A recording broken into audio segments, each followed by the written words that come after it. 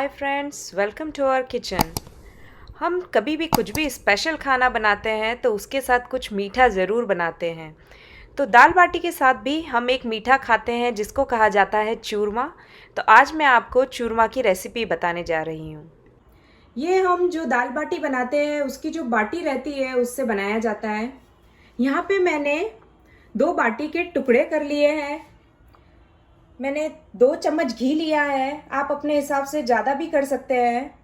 2.5 चम्मच शुगर ली है और थोड़े से ड्राई फ्रूट को चूरा कर लिया है। अब सबसे पहले हमने यहाँ जो बाटी ली है ये हम मिक्सी में डाल के इसको पीस लेंगे। अब हमने बाटी को अच्छे से पीस लिया है मिक्सर में। तो यहाँ जो शुगर ली थी वो इसमें डाल दीजिए।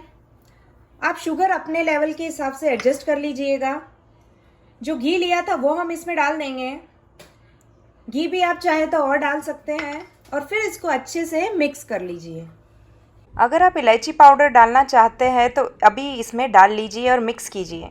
ये हमारा चूरमा बन के तैयार हो चुका है। तो ये जो ड्राई फ्रूट्स हमने यहाँ पे रखे थे उसको इस पे इस तरह डाल लीजिए और इसको एंजॉय कीजिए दाल बाटी के साथ। आई होप आपको वीडियो पसंद आया होगा। Thank you so much for watching.